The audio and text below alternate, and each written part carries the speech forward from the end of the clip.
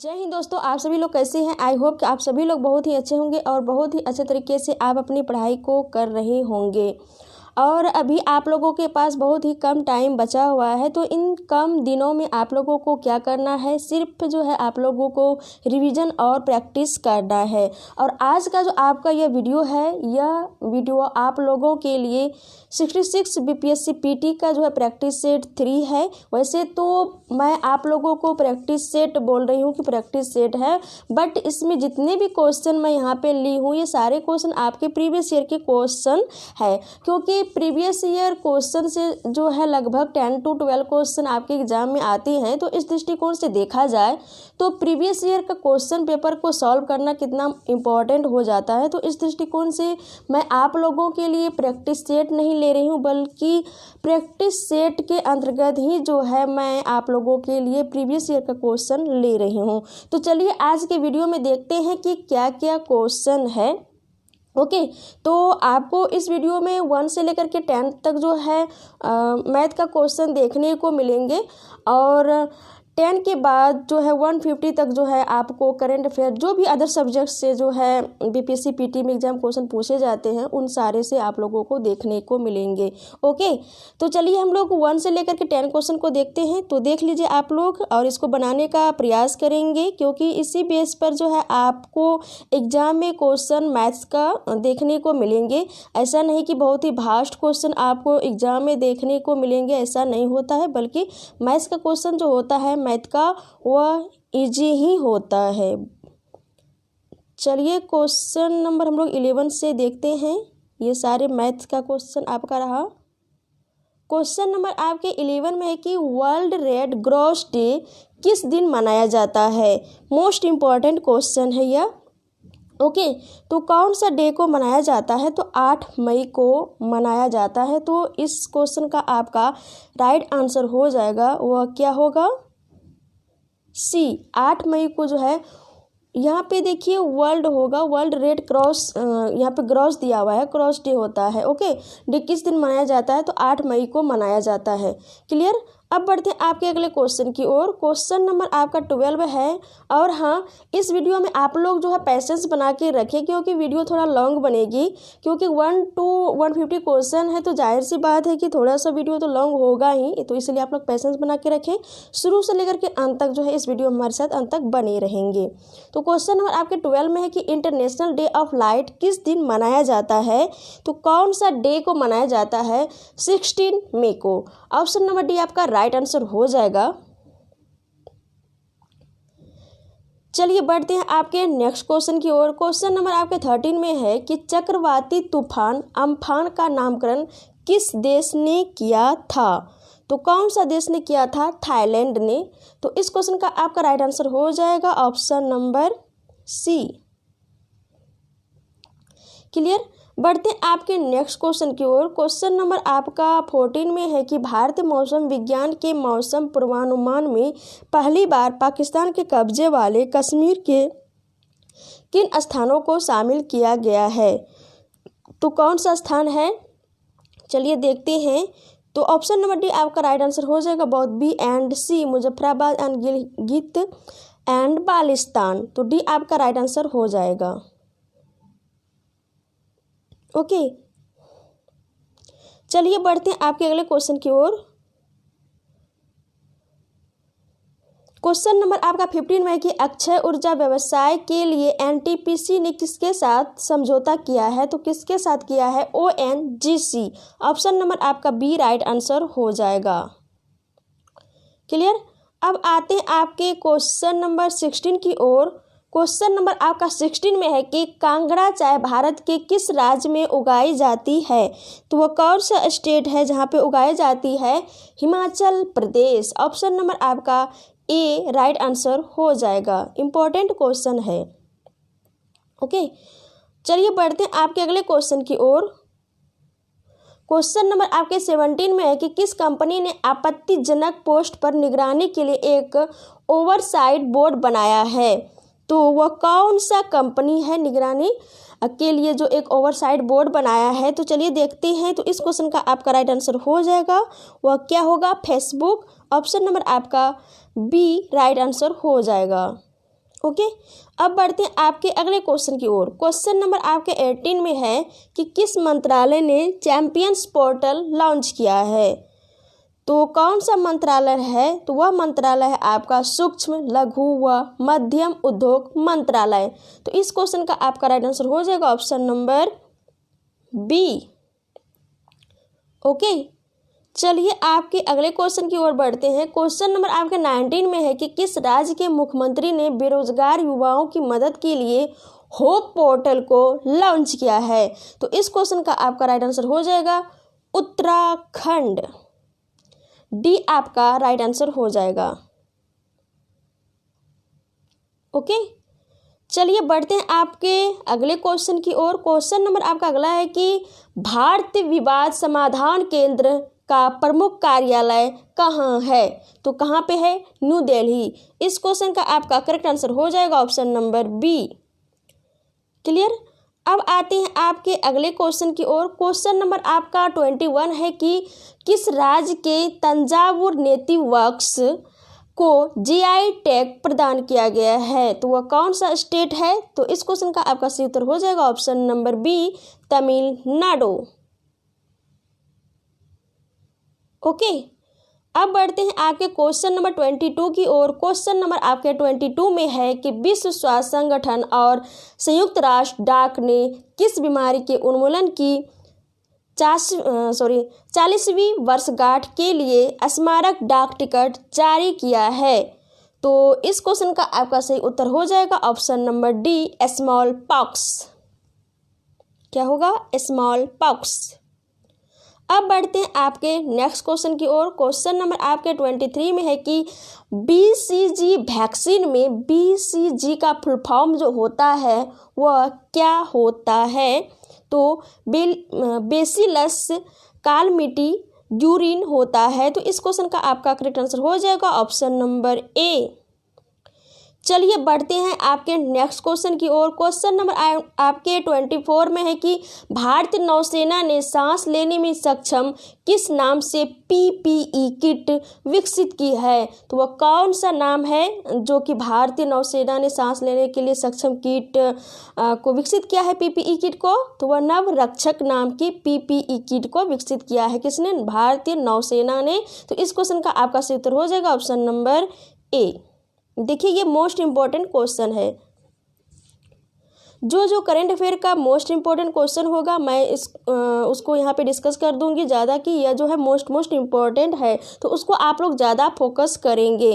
Question number आपके 25 में है कि NGMA national gallery of modern art किस मंत्रालय के अंतर्गत काम करता है। तो ये भी क्वेश्चन इम्पॉर्टेंट क्वेश्चन है। तो कौन सा मंत्रालय हो जाएगा, संस्कृति मंत्रालय। तो इस क्वेश्चन का आपका सही उत्तर हो जाएगा ऑप्शन नंबर सी।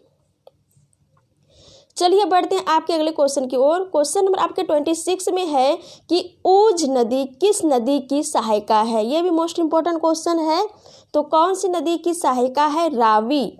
ऑप्शन नंबर आपका बी करेक्ट आंसर हो जाएगा। और रावी, सतलज, चेनाब और व्यास, यहाँ पे प्यास नहीं होगा, व्यास नदी है। तो ये चारों नदी किस नदी की सहायक नदियाँ हैं। तो यह है सिंधु नदी की सहायक नदियाँ। ओके, अब बढ़ते हैं आपके नेक्स्ट क्वेश्चन की ओर। क्वेश्चन नंबर आपके 27 में है, क्या है चलिए देखते हैं फटाफट।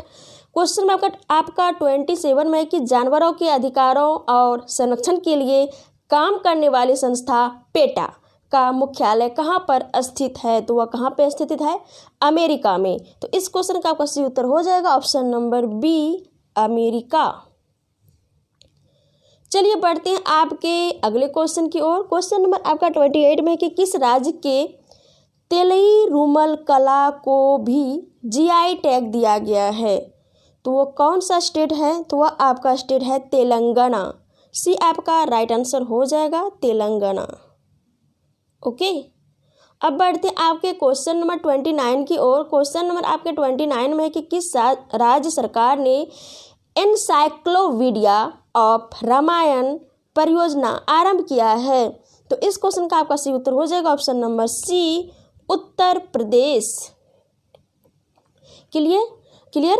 अब बढ़ते हैं आपके क्वेश्चन नंबर 30 की ओर। क्वेश्चन में आपका 30 है कि किस अंतरिक्ष एजेंसी के वैज्ञानिकों के अनुसार अफ्रीका लैटिन अमेरिका के बीच पृथ्वी का चुंबकीय क्षेत्र कमजोर हो रहा है। तो इस क्वेश्चन का आपका सही उत्तर हो जाएगा यूरोपीय अंतरिक्ष एजेंसी। डी आपका राइट आंसर हो जाएगा।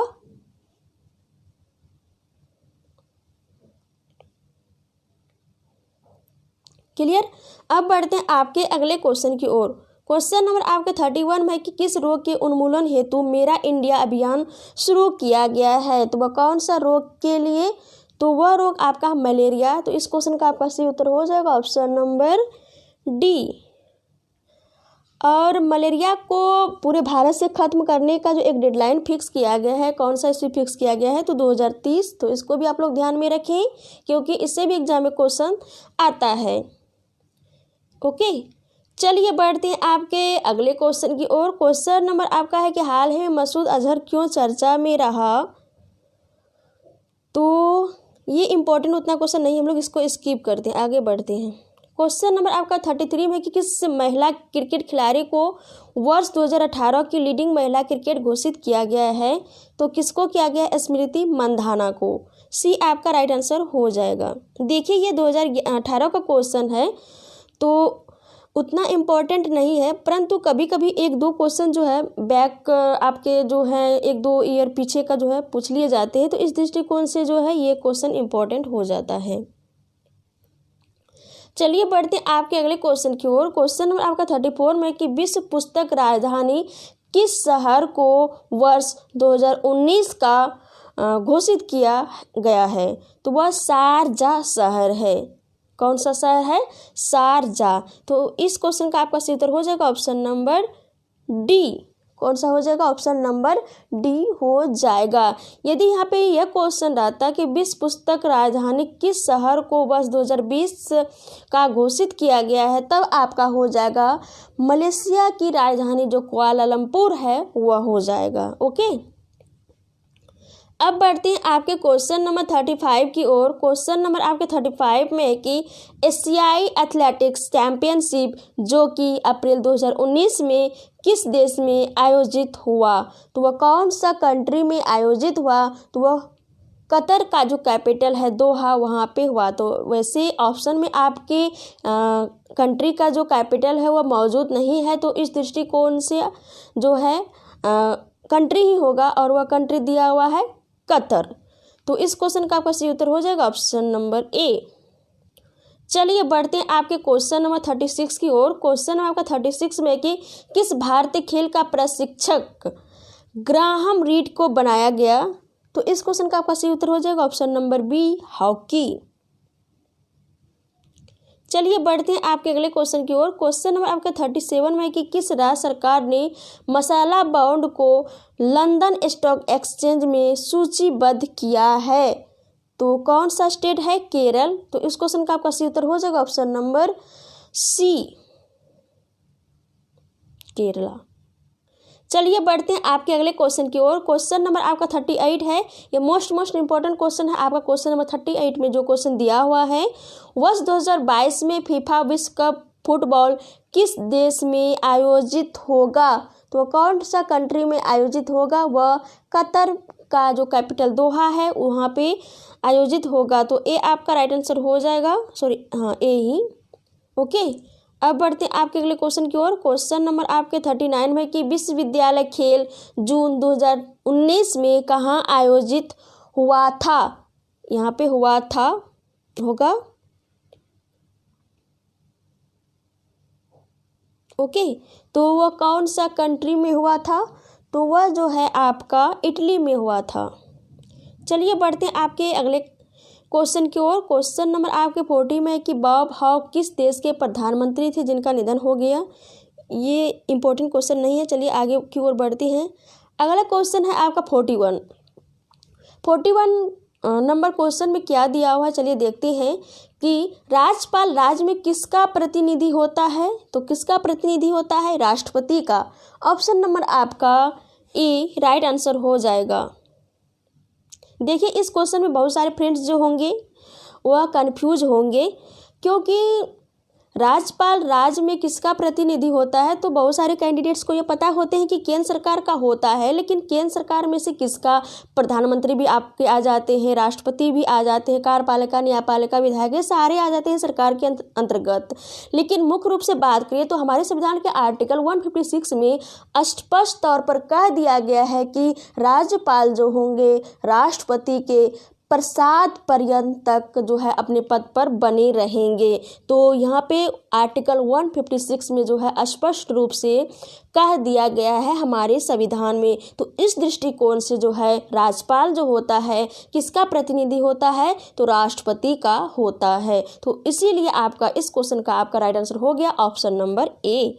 ओके, चलिए बढ़ते हैं आपके अगले क्वेश्चन की ओर। क्वेश्चन नंबर आपके 42 में है कि राष्ट्रपति को निम्नलिखित में से शपथ कौन दिलाता है? तो राष्ट्रपति को कौन शपथ दिलाते हैं? भारत के जो चीफ जस्टिस होते हैं इंडिया के, वही दिलाते हैं। तो इस क्वेश्चन का आपका सही उत्तर हो जाएगा ऑप्शन नंबर ए, भारत के मुख्य न्यायाधीश। और अभी प्रेजेंट टाइम में जो है भारत के मुख्य न्यायाधीश कौन हैं? तो वह है आपके शरद अरविंद बोबड़े, और यह भारत के 47वें चीफ जस्टिस है इंडिया के। तो इन सारे को आप लोग माइंड में रखेंगे। अब बढ़ते हैं आपके अगले क्वेश्चन की ओर। क्वेश्चन नंबर आपके 43 में है कि इनमें से कौन सी भारत के राष्ट्रपति के पद के लिए आवश्यक योग्यता नहीं है? तो चलिए ऑप्शन को देख लेते हैं क्वेश्चन के डिमांड के अकॉर्डिंग। ऑप्शन नंबर आपका ए है कि वह भारत का नागरिक हो। ऑप्शन नंबर बी है आपका वह 35 वर्ष से अधिक आयु का हो, ओके, या न्यूनतम कम से कम 35 वर्ष होना चाहिए। ऑप्शन नंबर सी में है कि उसमें लोकसभा के सदस्य के लिए निर्धारित सभी योग्यताएं हो, लेकिन वह जो है लोकसभा का सदस्य ना हो। ऑप्शन नंबर डी में है कि वह संसद के किसी सदन का सदस्य हो। तो इस क्वेश्चन का आपका सही उत्तर जो हो जाएगा ऑप्शन नंबर आपका डी हो जाएगा। देखिए ये भी होना चाहिए, ये भी होना चाहिए, वैसे यहाँ पे ये भी सही है, और इसके जगह ये दिया हुआ रहता कि कम से कम जो है 35 वर्ष होना चाहिए।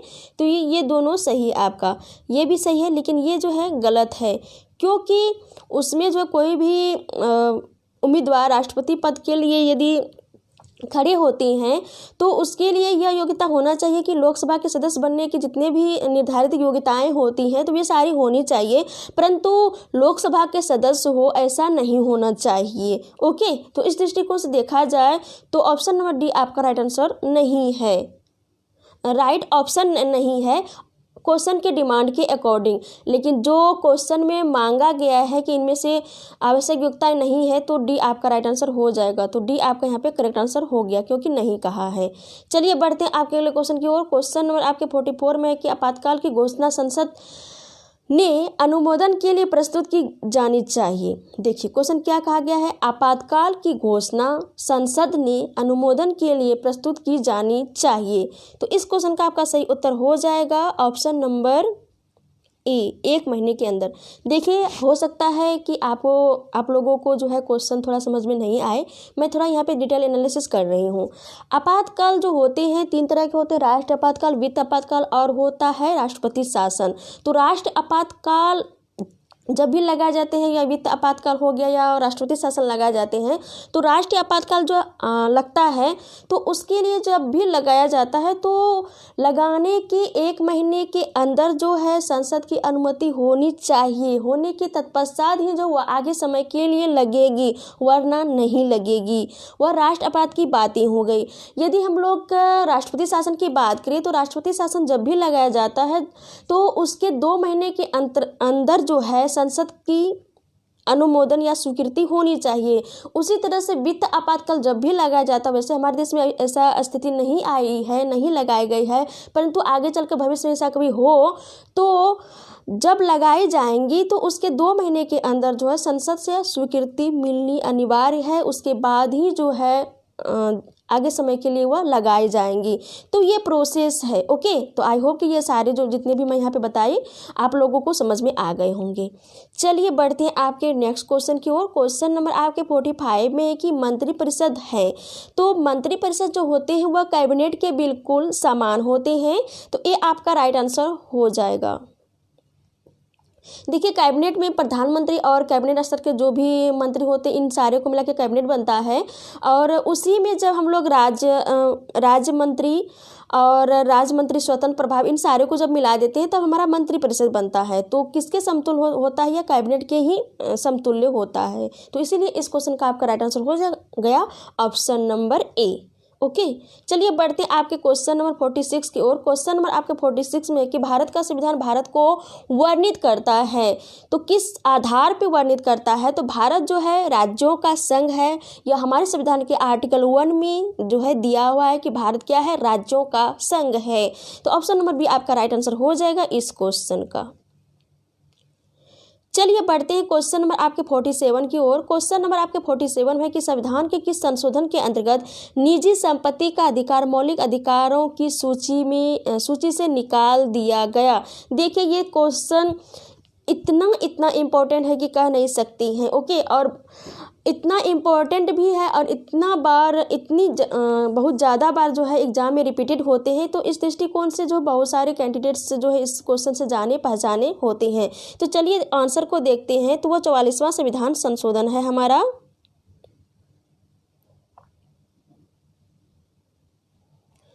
तो ऑप्शन नंबर सी आपका जो है राइट आंसर हो जाएगा।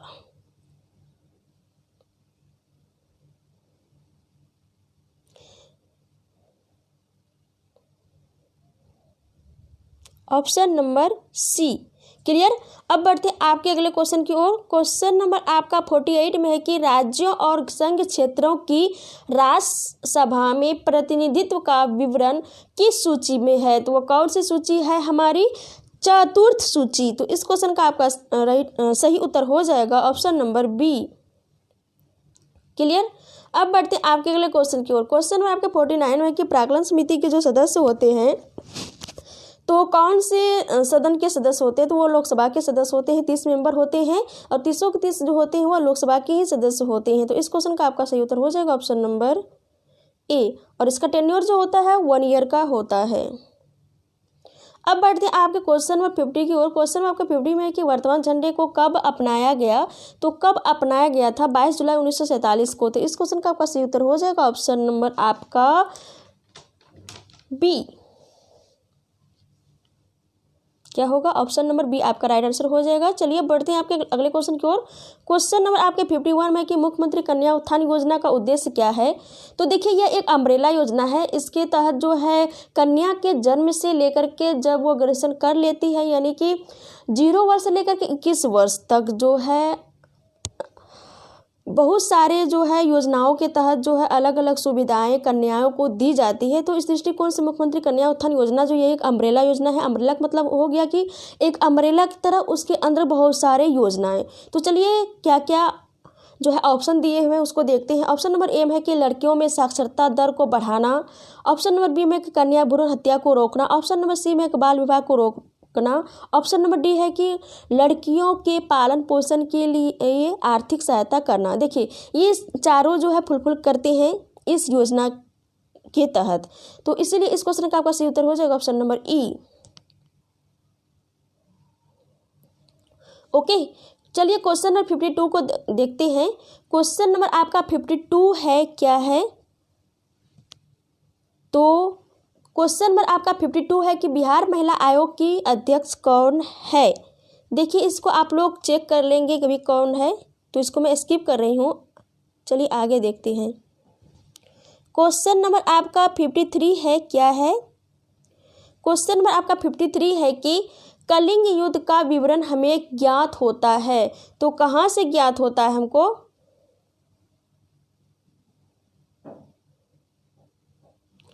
तो वो 13वें शिलालेख के द्वारा ज्ञात होता है।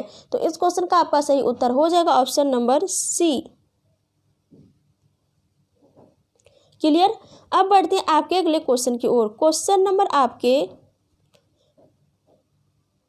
54 में है कि निम्न राजवंशों में से सबसे पुराना राजवंश कौन सा है। तो वो कौन सा है, सातवाहन वंश।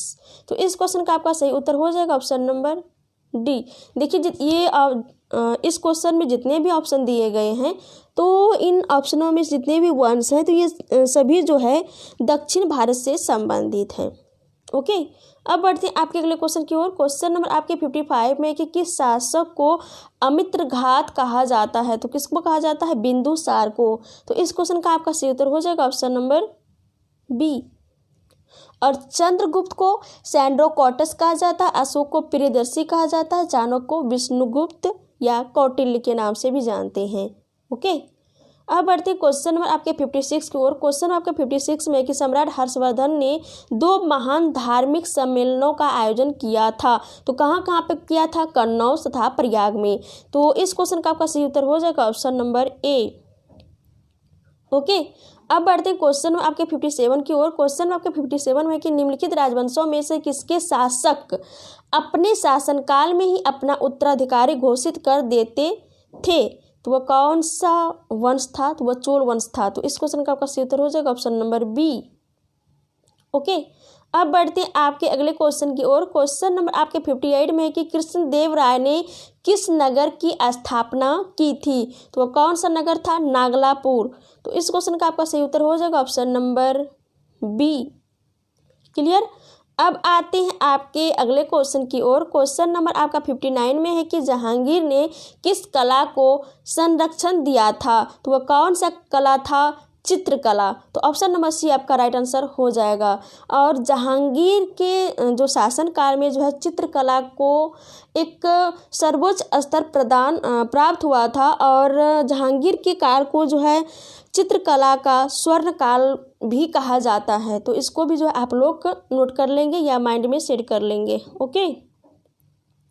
चलिए क्वेश्चन में आपके 60 में है कि गुलाम का गुलाम किसे कहा गया? तो किसको कहा गया था? इल्तुतमिश को। तो इस क्वेश्चन का आपका सही उत्तर हो जाएगा ऑप्शन नंबर डी।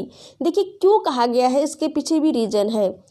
क्योंकि मोहम्मद गौरी का गुलाम था कुतुबुद्दीन ऐबक, और कुतुबुद्दीन ऐबक ने जो है इल्तुतमिश को खरीदा था। यानी कि एक तरफ से देखा जाए तो मोहम्मद गौरी का गुलाम हो गया कुतुबुद्दीन ऐबक, और कुतुबुद्दीन ऐबक का गुलाम हो गया इल्तुतमिश। और बाद में जो है इल्तुतमिश बहुत ही होनहार, एक तरह से प्रखर बुद्धि वाले व्यक्ति थे। तो इस दृष्टिकोण से कुतुबुद्दीन ऐबक ने जो है अपनी बेटी की शादी इल्तुतमिश से कर दिए थे। ओके। तो इस आधार पे जो गुलाम का गुलाम जो है कहलाया कौन? इल्तुतमिश। अब बढ़ते हैं आपके अगले क्वेश्चन की ओर। क्वेश्चन नंबर आपके 61 में है क्या है? चलिए देखते हैं। क्वेश्चन नंबर आपके 61 में है कि किस वर्ष बाबर ने सुल्तान इब्राहिम लोदी को पानीपत की लड़ाई में पराजित किया? तो वह कौन सा ईस्वी था? 1526 ईस्वी। तो इस क्वेश्चन का आपका सही उत्तर हो जाएगा ऑप्शन नंबर ए, 1526 ईस्वी में। ओके। और यहाँ पे हम लोग डेट भी थोड़ा ध्यान में रख लेते हैं, क्योंकि एग्जामिनर क्या करते हैं, एग्जाम में जो क्वेश्चन थोड़ा इजी होते हैं तो उसको टफ बनाने के लिए क्या करते हैं कि आपको तो ईस्वी पता होगा, लेकिन उस ईस्वी से रिलेटेड जो भी डेट फिक्स डेट होता है उस डेट को जो आपके ऑप्शन में डाल देते हैं, तो यही क्वेश्चन भास्ट बन जाता है। तो इस दृष्टिकोण से जो भी आपको इजी डेट लगे, इजी ईस्वी जो है आपके माइंड में रहे कि फलाना फलाना ईस्वी, तो ये इस एग्जाम में क्वेश्चन आता है और यह बहुत ही इजी है, तो उस डेट उस ईस्वी को जो है आप लोग डेट सहित याद कर ले। ओके। तो पानीपत की जो पहली लड़ाई हुई थी वह कब हुई थी? 21 अप्रैल 1526 ईस्वी को हुई थी। और दूसरी लड़ाई कब हुई थी? तो 5 नवंबर 1556 ईस्वी को हुई थी। किसके किसके बीच? बैरम खां और हेमू के बीच। और तीसरी लड़ाई कब हुई थी?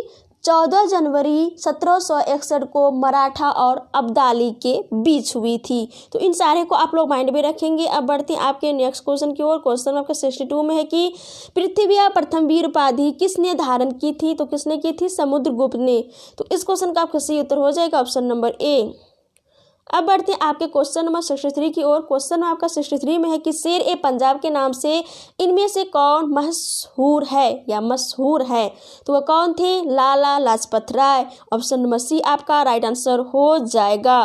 और लाला लाजपत राय जो अनहैप्पी इंडिया नामक एक बुक भी लिखे हैं, तो इसको भी आप लोग माइंड में रखेंगे। और लाला लाजपत राय को जो पंजाब केसरी के नाम से भी जाना जाता है। ओके। चलिए बढ़ते हैं आपके अगले क्वेश्चन की ओर। क्वेश्चन नंबर आपके 64 में है कि लॉर्ड डलहौजी की विलय नीति का प्रथम शिकार निम्नलिखित में से कौन हुआ था? तो कौन हुआ था? सतारा। तो इस क्वेश्चन का आपका सही उत्तर हो जाएगा ऑप्शन नंबर बी। ओके, अब बढ़ते हैं आपके अगले क्वेश्चन की ओर। क्वेश्चन नंबर आपके 65 में है कि क्या है, चलिए देखते हैं। क्वेश्चन नंबर आपके 65 में, क्वेश्चन में आपका 65 में कि पश्चिम भारत के डी.के. कर्वे का नाम निम्नलिखित में से किस संदर्भ में आता है? तो वो कौन से संदर्भ में आता है? तो विधवा पुनर्विवाह और महिलाओं के शिक्षा के क्षेत्र में जो अच्छे काम करने के लिए आता है। तो इस दृष्टिकोण से इस क्वेश्चन का आपका सही उत्तर हो जाएगा ऑप्शन नंबर ई। क्लियर। अब बढ़ते हैं आपके अगले क्वेश्चन की ओर। क्वेश्चन नंबर आपके 66 में है कि लोकसभा द्वारा पारित धन विधेयक राज्यसभा द्वारा भी पारित मान लिया जाएगा यदि राज्यसभा द्वारा उस पर कोई कार्यवाही नहीं की जाती है। तो कितने दिनों तक? 14 दिनों तक। तो इस क्वेश्चन का आपका सही उत्तर हो जाएगा ऑप्शन नंबर बी। ओके, चलिए बढ़ते हैं आपके अगले क्वेश्चन की ओर। क्वेश्चन नंबर आपका 67 में है कि भारत के सर्वोच्च न्यायालय ने संविधान के आधारभूत, क्या है, संविधान के आधारभूत ढांचे के सिद्धांत को स्पष्ट किया है। तो वह कौन से मामले में? तो केशवानंद भारतीवाद 1973। ऑप्शन नंबर आपका डी राइट आंसर हो जाएगा। और हाल ही में जो केशवानंद भारती जी की जो है निधन हुई है। चलिए बढ़ते हैं क्वेश्चन नंबर आपके 68 की ओर। क्वेश्चन नंबर आपके 68 में है कि संविधान के किस भाग में पंचायती राज व्यवस्था संबंधित प्रावधान किए गए हैं? तो वह संविधान के भाग 9 में। ऑप्शन नंबर ए आपका राइट आंसर हो जाएगा। और पंचायती राज व्यवस्था का जो है किस अनुसूची में इसकी व्याख्या की गई है? तो 11वीं अनुसूची में। तो ये भी आप लोग माइंड में रखें। ओके, अब बढ़ते हैं आपके अगले क्वेश्चन की ओर। क्वेश्चन नंबर आपके 69 में है कि अंग्रेजों के विरुद्ध खान अब्दुल गफ्फार खान द्वारा प्रारंभ किए गए आंदोलन का क्या नाम था? तो वह कौन सा नाम था? लाल कुर्ती, जिसको हम लोग रेड शर्ट के नाम से भी जानते हैं। ऑप्शन नंबर ए आपका राइट आंसर हो जाएगा। देखिए, लाल कुर्ती या रेड शर्ट जो हम लोग किसको और दूसरे ऐसे कौन सी संस्था है या एनजीओ है जिसको हम लोग जानते हैं? तो जो है एक खुदाई खिदमतकार, क्या, खुदाई खिदमतकार नामक का एक स्वयंसेवक संगठन स्थापित किए थे। किन्होंने? खान अब्दुल गफ्फार खान ने। तो इसी को जो है लाल कुर्ती या रेड शर्ट के नाम से जानती हैं। और खान अब्दुल गफ्फार खान को हम लोग जो है फ्रंटियर गांधी के नाम से जानते हैं। और यह एकमात्र ऐसे विदेशी नागरिक थे जिनको कि 1987 ईस्वी में भारत रत्न से नवाजा गया था। तो ये सारे फैक्ट जो है खान अब्दुल गफ्फार खान से रिलेटेड जो है आप लोग नोट कर लेंगे। चलिए बढ़ते हैं आपके क्वेश्चन नंबर 70 की ओर। क्वेश्चन नंबर आपके 70 में है कि निम्नलिखित व्यक्तियों में से किसने गांधी इवरिन को 2 महात्मा कहा था? तो किन्होंने कहा था? सरोजिनी नायडू ने। तो इस क्वेश्चन का आपका सही उत्तर हो जाएगा ऑप्शन नंबर बी। ओके, बढ़ते हैं क्वेश्चन आपके 71 की ओर। क्वेश्चन में आपके 71 में कि भारत अंग्रेजों के समय में प्रथम जनगणना हुई थी तो किसके समय में? लॉर्ड मेयो के कार्यकाल में। ऑप्शन नंबर सी आपका राइट आंसर हो जाएगा। और यह 1872 ईस्वी में हुआ था। क्लियर। चलिए बढ़ते हैं आपके क्वेश्चन नंबर 72 की ओर। क्वेश्चन नंबर आपके 72 में है कि निम्न में से किसने सर्वप्रथम प्रेस सेंसरशिप लागू की थी? तो किसने की थी? लॉर्ड वेलेस्ली ने। तो इस क्वेश्चन का आपका सही उत्तर हो जाएगा ऑप्शन नंबर ए। ओके, चलिए बढ़ते हैं आपके क्वेश्चन नंबर 73 की ओर। क्वेश्चन नंबर आपके 73 में है कि मैकडोनाल्ड के सांप्रदायिक पंचाट ने किससे पृथक चुनाव क्षेत्र और आरक्षित सीटें आवंटित नहीं की थी? तो किसको किसको नहीं की थी? मुसलमानों को तो किए थे, सिखों को भी किए थे, अनुसूचित जातियों को भी किए थे, लेकिन बौद्धों को नहीं किए थे। तो इसीलिए इस क्वेश्चन का आपका सही उत्तर हो जाएगा ऑप्शन नंबर डी। ओके, चलिए बढ़ते हैं आपके अगले क्वेश्चन की ओर। क्वेश्चन नंबर आपके 74 में है कि नवंबर 1, 1858 को महारानी विक्टोरिया का घोषणा पत्र इलाहाबाद में पढ़ करके सुनाया था। तो वो कौन थे? तो वो लॉर्ड कैनिंग थे।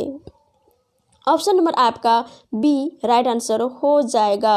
और इसके बाद ही जो है लॉर्ड कैनिंग जो थे वह जनरल थे, उसके बाद जो है गवर्नर जनरल थे, इसके बाद जो है उसको वायसराय बना दिया गया और वायसराय की उपाधि दे दी गई थी इसके बाद ही। क्लियर। अब बढ़ते हैं आपके अगले क्वेश्चन की ओर। क्वेश्चन नंबर आपके 75 में कि किस वर्ष भारत की राजधानी कलकत्ता से दिल्ली स्थानांतरित की गई? तो वह 1912 ईस्वी में। तो इस क्वेश्चन का आपका सही उत्तर हो जाएगा ऑप्शन नंबर ए। ओके। अब बढ़ते हैं अगले क्वेश्चन की ओर। क्वेश्चन नंबर आपका 76 में है कि अखिल भारतीय ट्रेड यूनियन कांग्रेस का प्रथम अध्यक्ष कौन था? तो वह कौन था? लाला लाजपत राय। कौन था? लाला लाजपत राय। इस क्वेश्चन का आपका सही उत्तर हो जाएगा option number B, Lala Lajpat Rai. Clear. अब बढ़ते हैं आपके अगले क्वेश्चन की ओर। क्वेश्चन नंबर आपके 77 में है कि किस वर्ष हिंदुस्तान रिपब्लिकन एसोसिएशन की स्थापना हुई थी? तो कब हुई थी? 1924 ईस्वी को। इस क्वेश्चन का आपका सही उत्तर हो जाएगा ऑप्शन नंबर सी। क्लियर। अब बढ़ते हैं आपके क्वेश्चन नंबर 78 की ओर। क्वेश्चन नंबर आपके 78 में है कि निम्नलिखित में से किसने ऐतिहासिक 1932 के पूना समझौता पर हस्ताक्षर नहीं किए थे?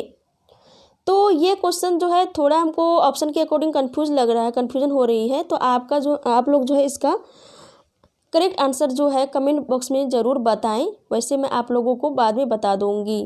वैसे ये आप लोगों के लिए एक तरह से मैं आप लोगों के लिए एक होमवर्क छोड़ रही हूँ। ओके।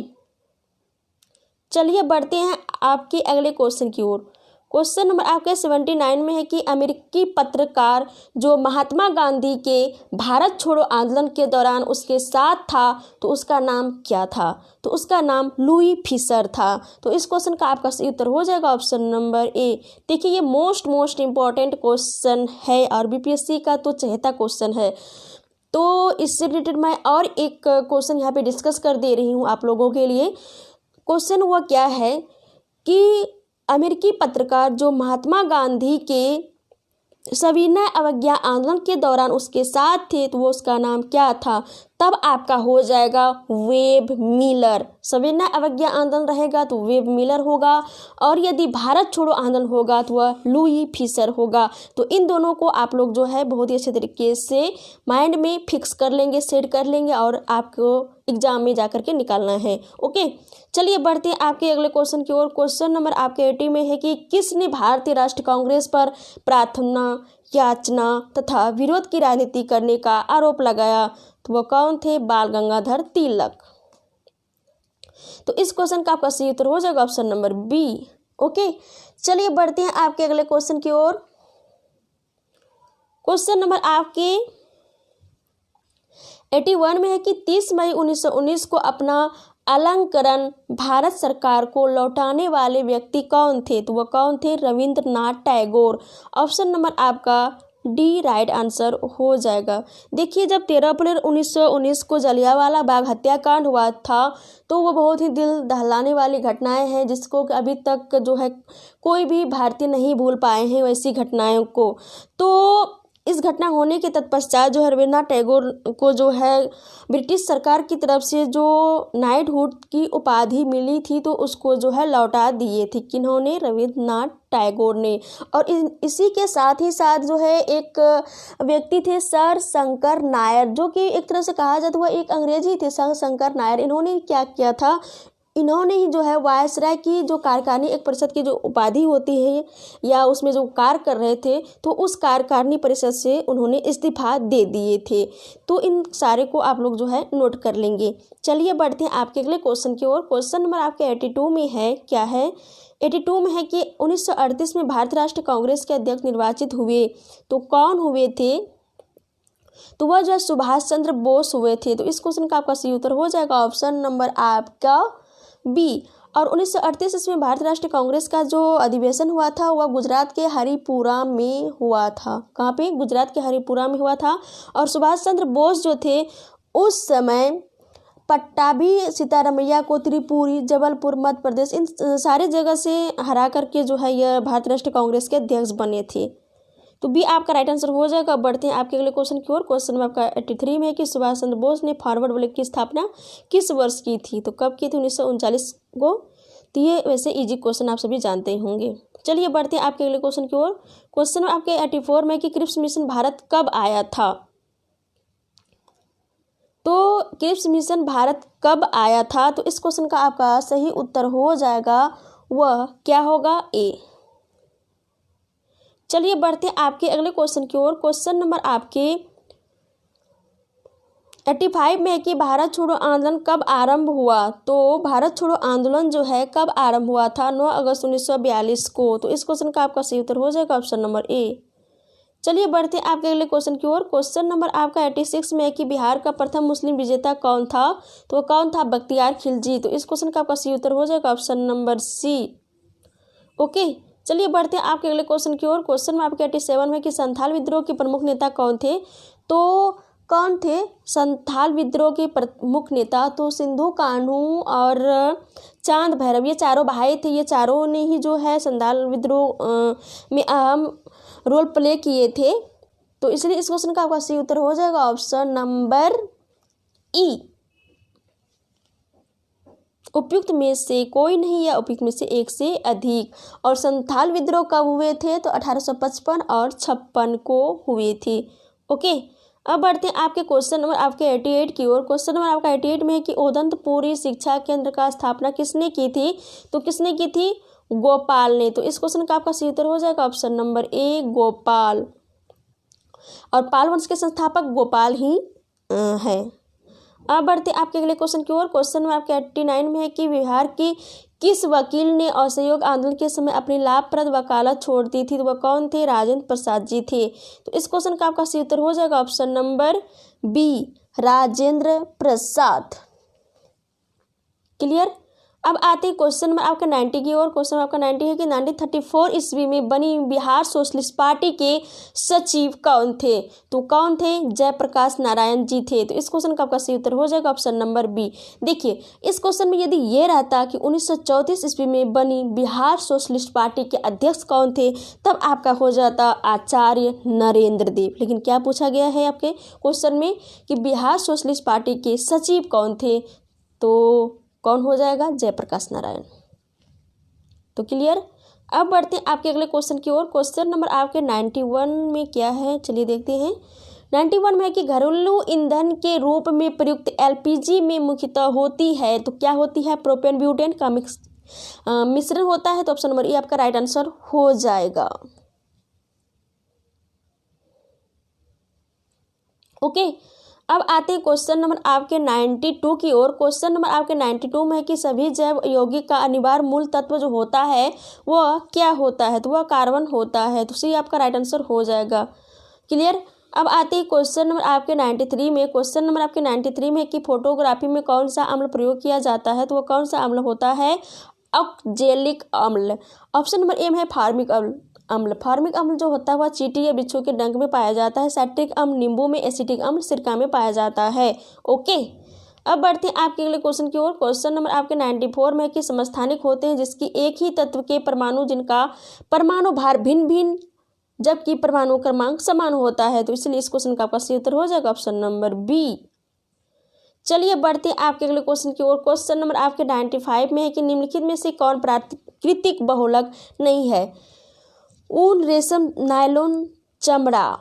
तो इसमें जो है कौन सा आंसर आपका राइट आंसर हो जाएगा? Option number D, nylon. देखिए, ये तीनों ऑप्शन जो है option number A, option number B, option number C, ये कहीं ना कहीं प्राकृतिक रूप से जो है प्राप्त की जाती है। प्राकृतिक स्रोत को बाद में जो है जैसे कि ऊन किससे प्राप्त होती है?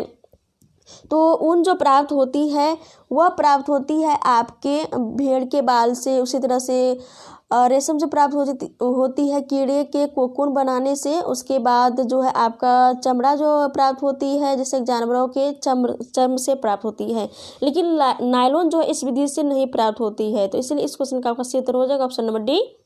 अब बढ़ते हैं आपके अगले क्वेश्चन की ओर। क्वेश्चन नंबर आपके 96 में क्या है, चलिए देखते हैं। बहुत ही मोस्ट इंपॉर्टेंट क्वेश्चन है 96 का कि सेल्सियस और फ़ारेनहाइट थर्मोमीटर में दोनों के तापमान का प्रेक्षण समान होता है जबकि ताप का मान है तो कौन सा मान होगा? -40 डिग्री।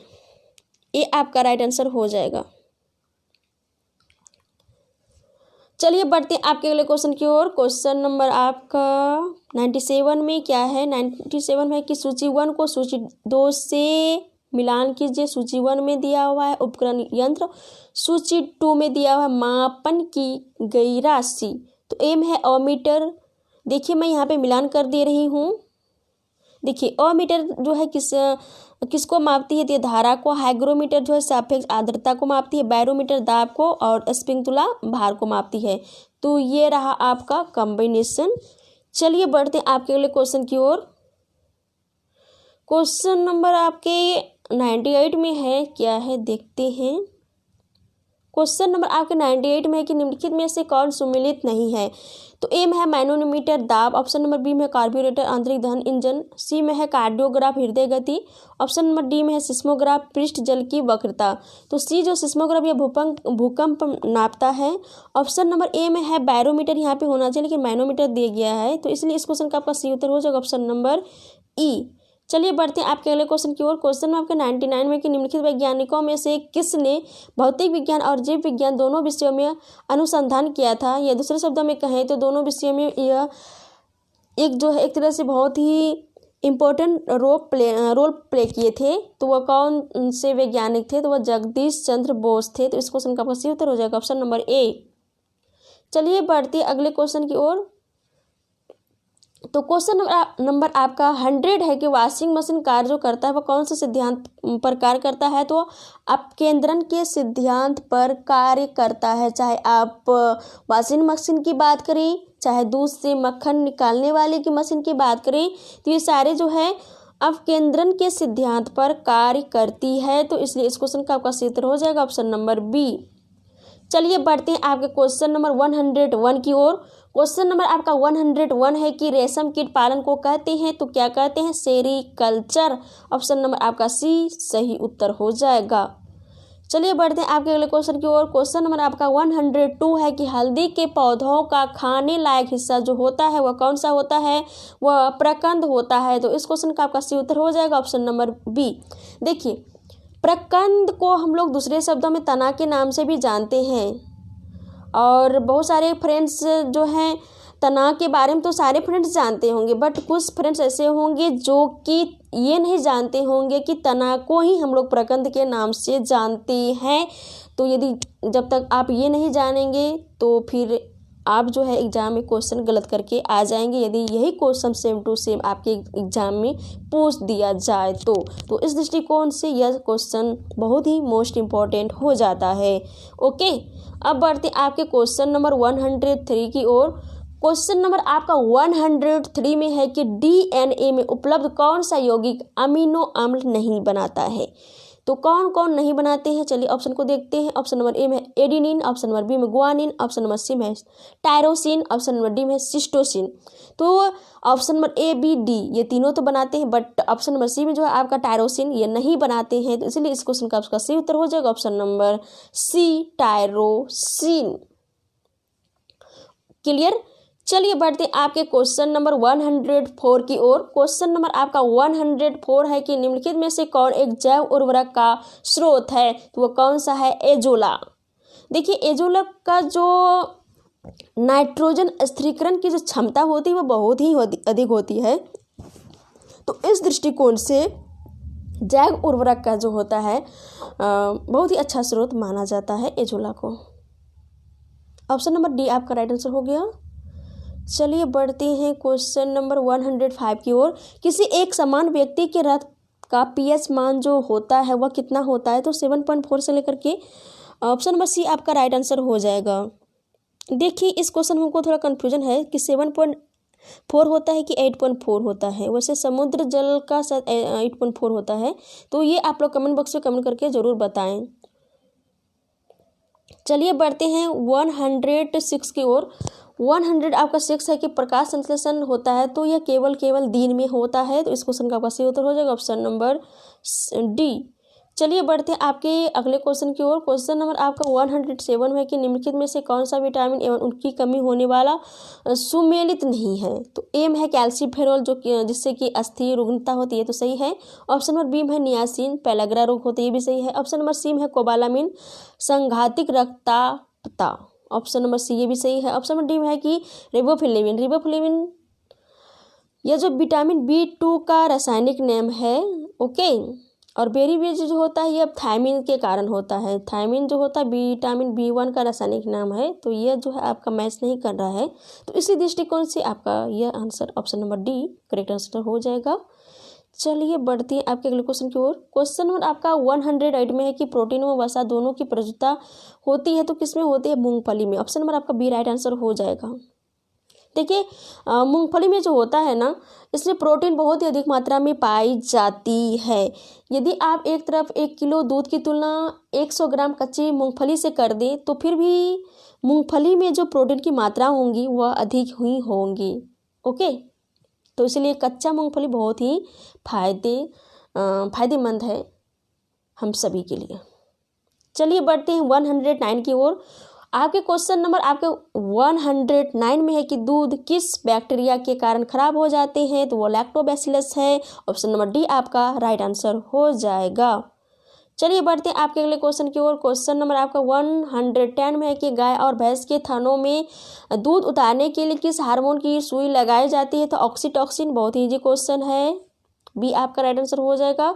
और इजी तो है बट मोस्ट इम्पॉर्टेंट है। 111 चलिए देखते हैं। 111 में कि निम्नलिखित में से कौन सा सुमेलित है? नाथुला दर्रा सिक्किम यस पड़ता है। लिपुलेख उत्तराखंड में पड़ता है। रोहतांग हिमाचल में पड़ता है। पाल घाट, देखिए पाल घाट जो है यह कहाँ पे पड़ता है? और आपका ऑप्शन नंबर में है कि उपयुक्त में से कोई नहीं है, उपयुक्त में से एक से अधिक। तो पाल घाट में कन्फ्यूजन है कि ये केरल में पड़ता है या तमिलनाडु में पड़ता है।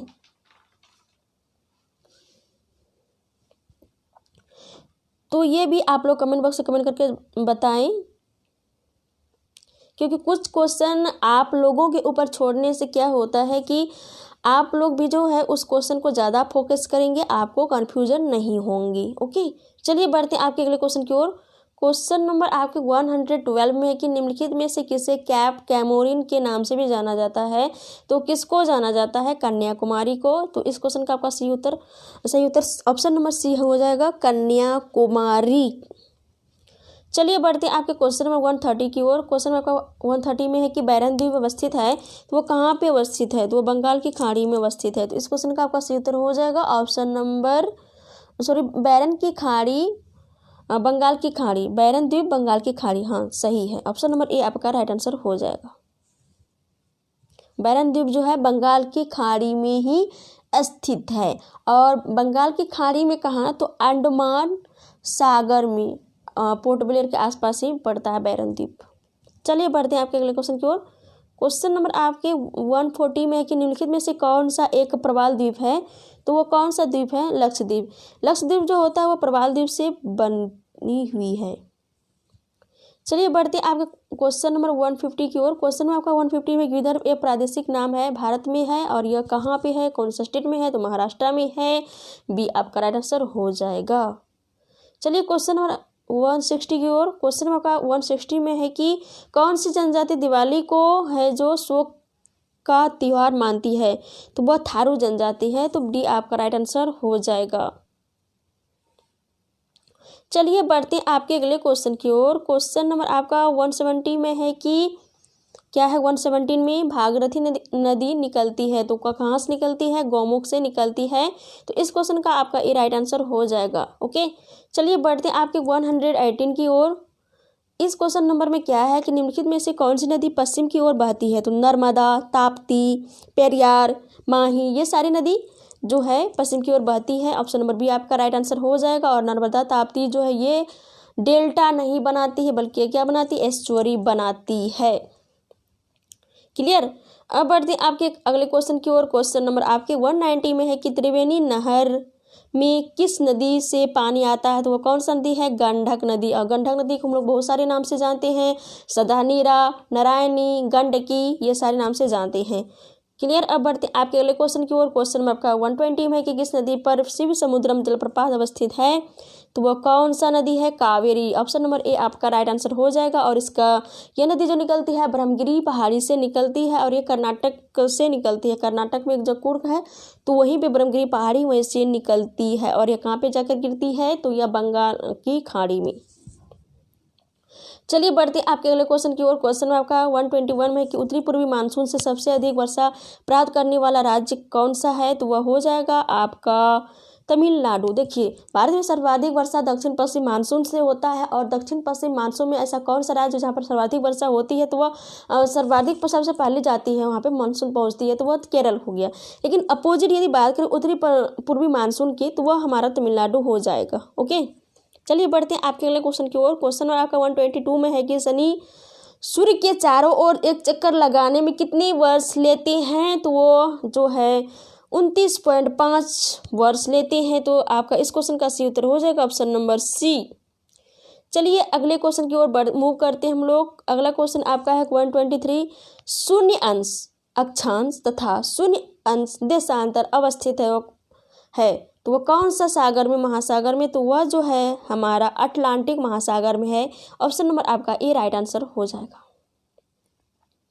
क्वेश्चन नंबर आपका 124 में है कि कर्क रेखा मकर रेखा और भूमध्य रेखा तीनों निम्न में से किस एक महाद्वीप से गुजरती हैं? तो वह अफ्रीका हो जाएगा। ऑप्शन नंबर आपका ए राइट आंसर हो जाएगा। ओके, चलिए बढ़ते हैं आपके अगले क्वेश्चन की ओर। क्वेश्चन नंबर आपका 125 में है कि पृथ्वी की आयु निर्धारित करने में निम्नलिखित में से कौन सी विधि प्रयोग की जाती है? तो वह यूरेनियम डेटिंग है। तो सी आपका राइट आंसर हो जाएगा। चलिए बढ़ते हैं क्वेश्चन नंबर 126 की ओर। क्वेश्चन नंबर आपका 126 में कि मौना लोआ एक सक्रिय ज्वालामुखी है तो वह कहाँ की है? हवाई का। तो बी आपका राइट आंसर हो जाएगा। ऑप्शन नंबर बी हवाई का। ओके, और यह कहाँ पे पड़ता है हवाई द्वीप? तो यह अमेरिका में पड़ता है। चलिए बढ़ते हैं आपके अगले क्वेश्चन की ओर। क्वेश्चन नंबर आपका 127 में कि बरौनी तेल शोधक कारखाना जो है किस देश के सहयोग से बना है? तो वह रसिया के सहयोग से बना है। ऑप्शन नंबर ए आपका राइट आंसर हो जाएगा। चलिए बढ़ते हैं आपके अगले क्वेश्चन की ओर। क्वेश्चन में आपका 128 में है कि बिहार में डोलोमाइट पाया जाता है तो वो कहाँ पे पाया जाता है? रोहतास में। ऑप्शन नंबर सी आपका राइट आंसर हो जाएगा। यदि क्वेश्चन यहाँ पे यह रहता कि बिहार में जो है पायराइट कहाँ पे पाया जाता तब आपका कैमूर हो जाता। ओके, चलिए बढ़ते हैं क्वेश्चन में आपके 129 में है। क्वेश्चन में आपका 129 है कि बिहार राज्य की मुख्य नकदी फसल कौन सी है? तो कौन कौन सी है बिहार राज्य की मुख्य नकदी फसल? तो गन्ना, जूट, ये सारों जो हैं बिहार की मुख्य नकदी फसल है। तो आपके ऑप्शन के अकॉर्डिंग जूट, तंबाकू ये सारे तो नहीं दिए हुए हैं बट गन्ना दिया हुआ है तो इसलिए डी आपका राइट आंसर हो जाएगा यहाँ पे। और गन्ना जो होता है बिहार के कौन कौन से डिस्ट्रिक्ट में होता है? तो सारण हो गया आपका, मुजफ्फरपुर, चंपारण, पश्चिम चंपारण, पूर्वी चंपारण, इन जिलों में जो है होते हैं। ओके, चलिए बढ़ते हैं आपके अगले क्वेश्चन की ओर। क्वेश्चन नंबर आपका 130 में है कि सारण सिंचाई नहर निकलती है तो वह कौन सी नदी से निकाली जाती है? तो गंडक से। तो बी आपका option number B right answer हो जाएगा। क्लियर। अब बढ़ते आपके क्वेश्चन नंबर 131 की ओर। क्वेश्चन नंबर आपका 131 में कि 2011 की जनगणना के अनुसार बिहार के किस जिले की सबसे कम जनसंख्या है? तो वह कौन सा है? शेखपुरा। ऑप्शन नंबर आपका ए राइट आंसर हो जाएगा। यदि सर्वाधिक जनसंख्या की बात करें कि सर्वाधिक जनसंख्या कौन सा राज्य में है तो वह हमारा कौन सा राज्य हो जाएगा? पटना। ओके, चलिए बढ़ते हैं 132 की ओर। क्वेश्चन नंबर आपका 132 में है कि जनगणना 2011 के आधार पर बिहार में कुल शिशु मृत्यु दर कितनी है? तो 44। बी आपका राइट आंसर हो जाएगा। चलिए बढ़ते हैं अगले क्वेश्चन की ओर। क्वेश्चन नंबर आपका 133 में है कि जनगणना 2011 के आंकड़े के अनुसार बिहार में अनुसूचित जाति की सर्वाधिक जनसंख्या प्रतिशत किस जिले में है? तो वह कहाँ पे है? गया में। कहाँ है?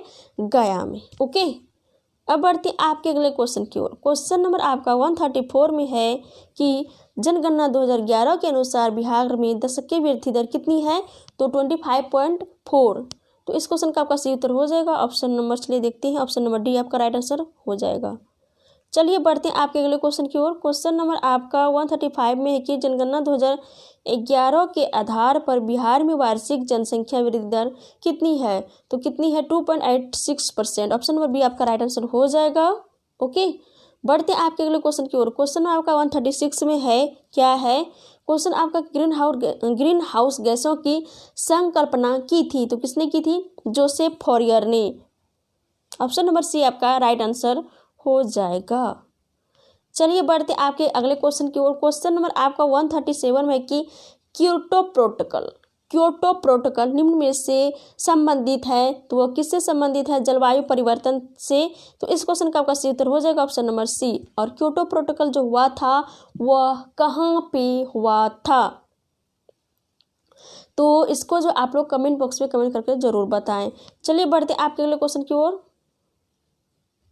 क्वेश्चन नंबर आपका 138 में है कि निम्नलिखित गैसों में से कौन सी एक ग्रीन हाउस गैस नहीं है?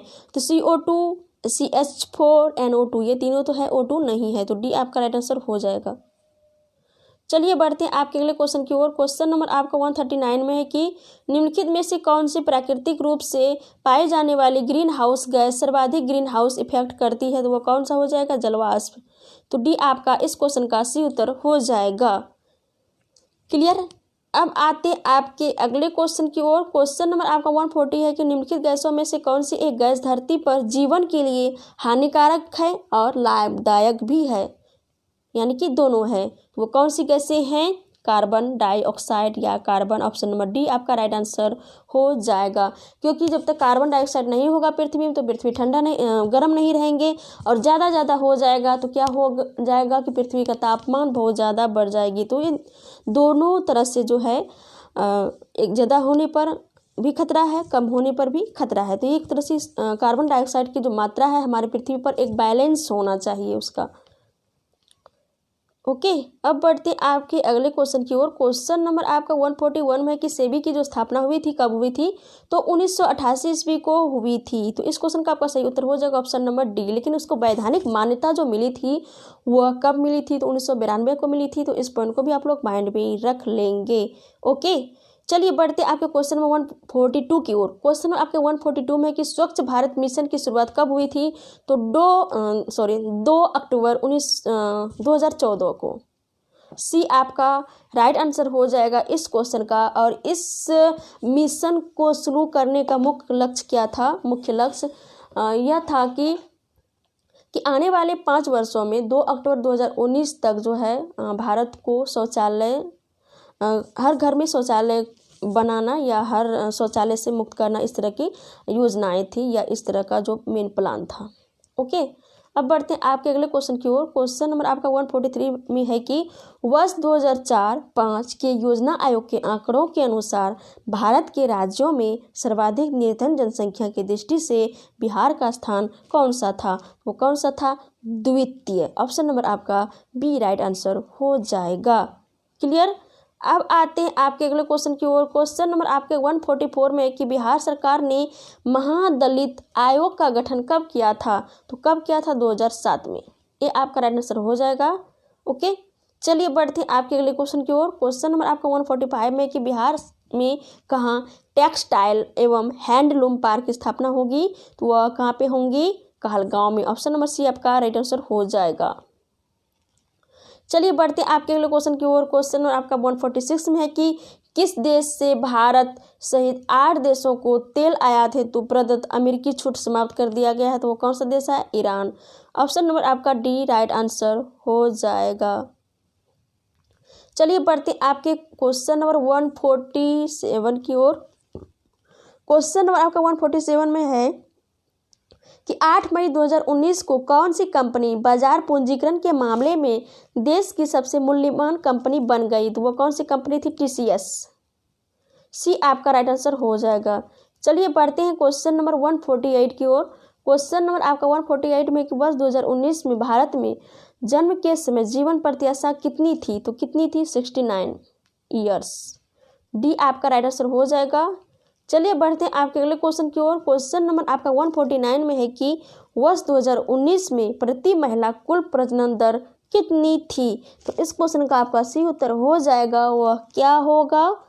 चलिए थोड़ा ऑप्शन को देख लेते हैं। ऑप्शन नंबर आपका एम है 1.3%, ऑप्शन नंबर बी में है 2.3%, ऑप्शन नंबर सी में है 3.3%, ऑप्शन नंबर डी में है 4.3%, ऑप्शन नंबर ई में है उपयुक्त में से कोई नहीं या उपयुक्त में से एक से अधिक। तो इस क्वेश्चन का आपका सही उत्तर हो जाएगा option number B 2.3%।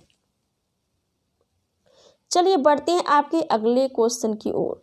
Question number आपका 150 है और ये क्वेश्चन आपका इस प्रैक्टिस सेट का लास्ट क्वेश्चन है। तो क्या है क्वेश्चन, चलिए देख लेते हैं।